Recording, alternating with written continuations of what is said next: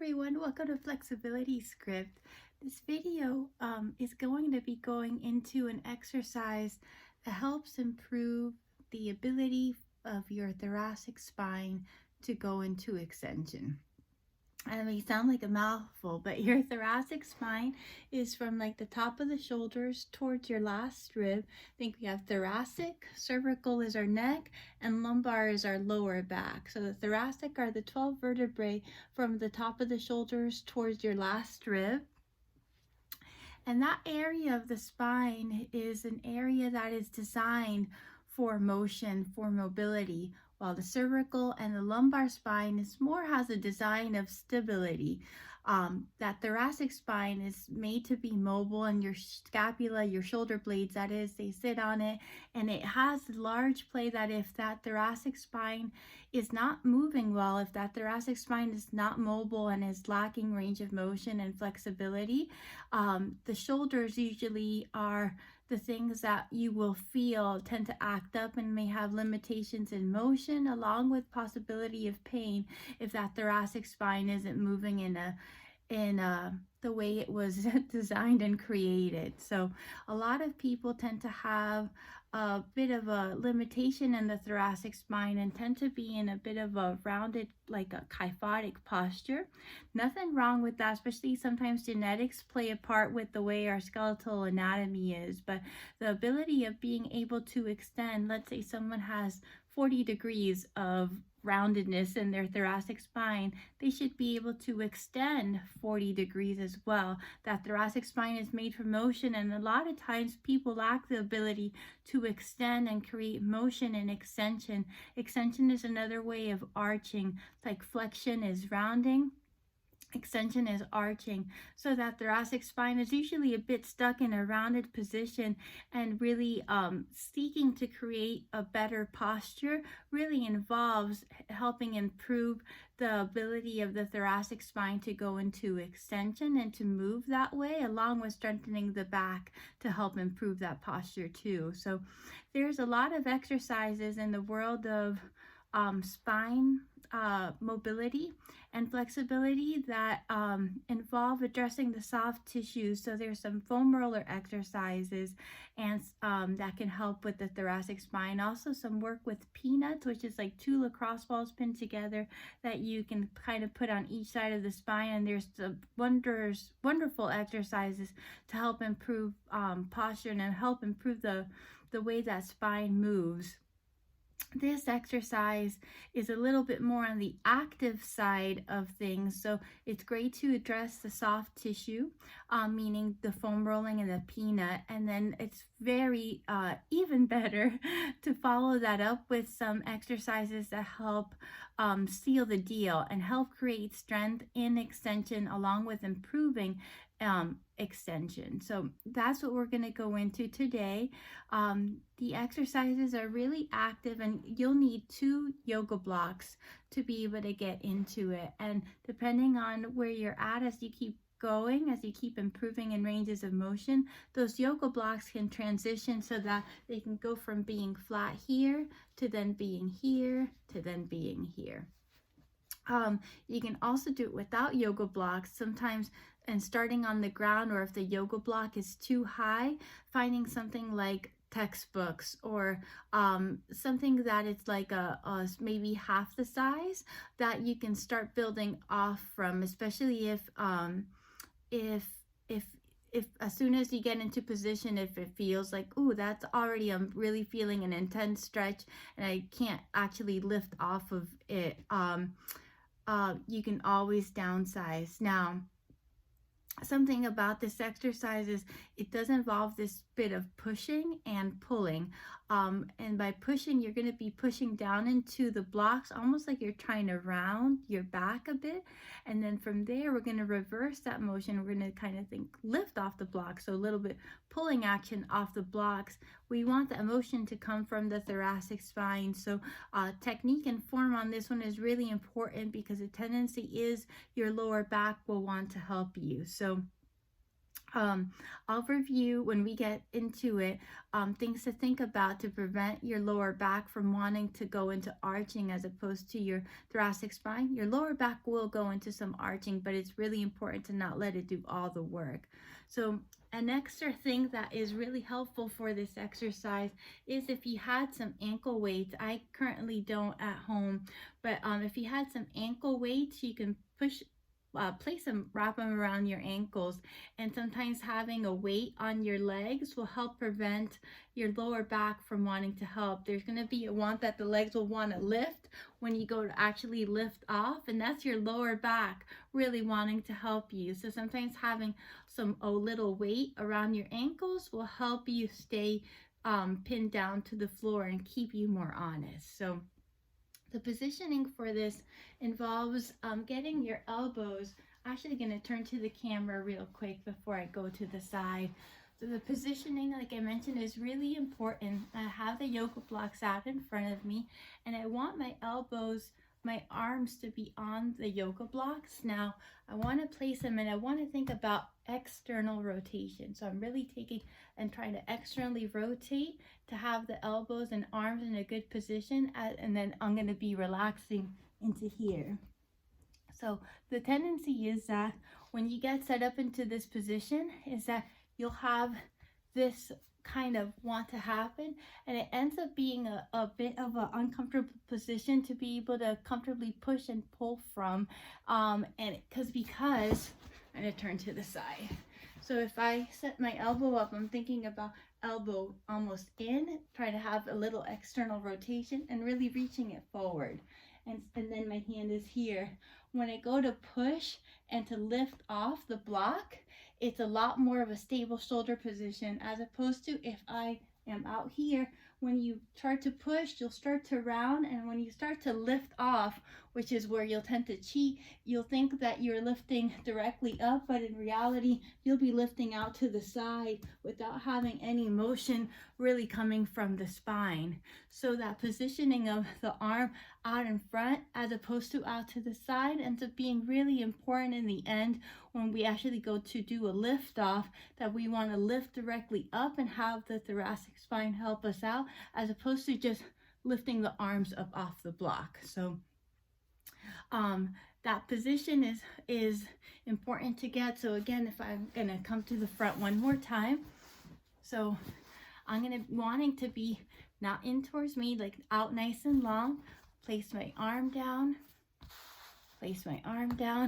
and I'm going to get myself centered, and I want to have this as opposed to this happening.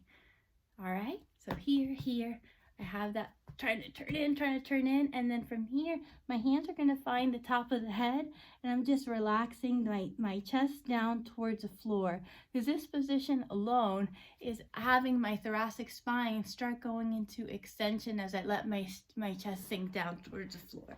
So once you get set up into position, you could start with just hanging out there and breathing, letting yourself sink into that tissue. The exercise begins with you pushing down into the block. Not only are you going to think about pushing down into the block, you're also going to think about pulling in towards you. So while your elbows are on the block, you're going to begin pushing down, and it's almost like you're thinking about crunching in. You should feel your lats and your abs, so almost like the muscles underneath your armpit here really working, along with your abdominal muscles working on that contraction, and you'll slowly ramp up the intensity of the contraction. So as I start pushing and kind of pulling in towards me, it'll almost look like I'm continuing to go into more and more of a crunch. And then when I relax, I'll relax all the way and let myself sink into extension to then pull up as high as I can without letting my legs lift off the floor to help. That means my lower back is trying to work. The movement ends up being really small, and it usually means that it's very honest. If you're lifting really way up high, there's a chance that it's more all coming from your lower back. So I'm going to be sitting myself up. Scoot down just a little. All right. My arms set up. All right, so I'm here. Then from here, I'm just gonna be my hair out of the way, hands on my back, and here I am. Now what's gonna happen here is I'm gonna be gently pushing down and pulling in towards me. And I'm gonna begin like slowly at like 10%. Then I'm gonna ramp it up to 20, then 30, then 40, then 50. Hold that 50 for 5, 4, 3, 2, 1, and then I relax down. Now from here, I'm going to think about getting a glute squeeze. As soon as I glute squeeze, it almost prevents my lower back from going into arching. I keep that glute squeeze. I'm going to lift directly up off the block. Hold that for 5, 4, 3, 2, 1, and relax. Now, depending on how high that lift off was, you can always move that yoga block up higher. I didn't get too high, so I'm going to be repeating again. And that is the exercise itself.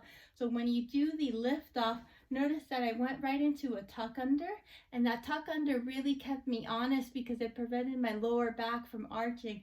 If I'm doing it incorrectly, what it'll look like if I was to lift off and use my back, I'd be lifting off this way, and that is my lower back really working to do the work as opposed to the motion coming from this thoracic spine. So tucking under, meaning glute squeezing, a posterior pelvic tilt, will keep you really honest. And then also you're thinking about pushing your legs into the ground, your feet into the ground. If you don't have ankle weights already helping you do that, that'll also prevent your lower back from doing it. So this next time I'm going to do 3 rounds.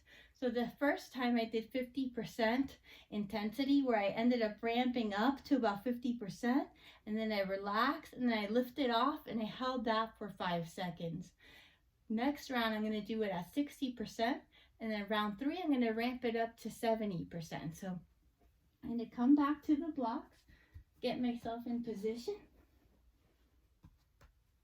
All right. So from here, I'm going to begin pushing down 10% and kind of pulling.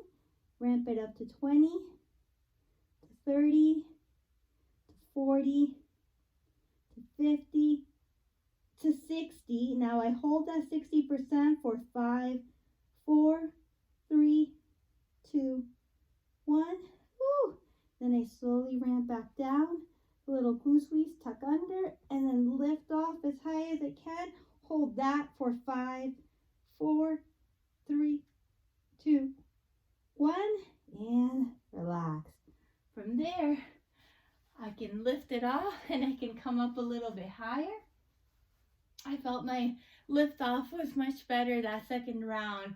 Now when I lift off, I'm really trying to keep honest and prevent that from happening. It's a direct lift off. From here, I'm going to be coming down. I'm going to get my yoga blocks a little closer together to make it a little more stable. And in, and then I relax here. Now sometimes it's really normal to have a little stretch start happening at your triceps and your lats while you're in this position here. So from here, same thing.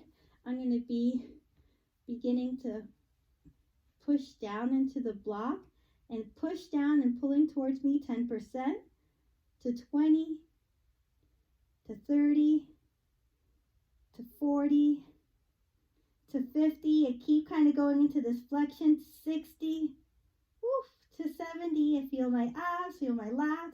Hold that 70 for 5, 4, 3, 2, 1. Slowly relax all the way down. Now from here, tuck under, brace, and lift off. Hold that for 5, 4, lift, 3, 2, 1, and relax. I can sink down here and breathe into this.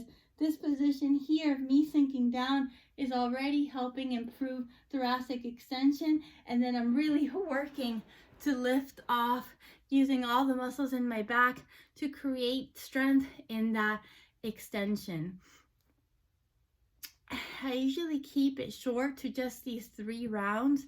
Again, first round, 50% intensity that I'm ramping up to. Once I get to that 50, I hold for 5 seconds. I relax, and then I attempt to lift off the block. Hold that for 5 seconds. Round 2, I ramp it up to a 60% energy of really crunching and pulling in towards me in that strength. And then I relax. I hold that 60% for 5 seconds, relax, and then lift off, hold that for 5 seconds. Round 3, I ramp it up to 70. Once I get to 70, same thing. Hold 5 seconds at that 70%, relax, and then lift off and hold that endpoint for 5 seconds. It's really good if you can record yourself doing this, because it can keep you really honest if you start seeing that your lower back is trying to help. And again, when you lift off, it should be really challenging if you're really lifting off using your thoracic spine to help get that extension and really lifting those elbows directly up as opposed to out. As you do this, when you're all done, you should really feel your abdomen work along with your back work, but the way your body should feel at the end, besides the fact that you worked it, is it should feel taller and easier to be. If someone asks you to stand up straight, muscularly, it's going to be so much easier to be in this upright position, and you also feel like you've done some serious work on strengthening the muscles along your spine, specifically like between your shoulder blades, your whole thoracic spine. So give it a try. Again, an amazing follow-up to any work that you're doing with foam rolling or with peanut work. If you're working on improving your posture and your thoracic spine extension, follow it up with this exercise to really start improving the strength while increasing your mobility and range of motion. So, and mobility and range of motion are technically the same thing. But give it a try and work hard.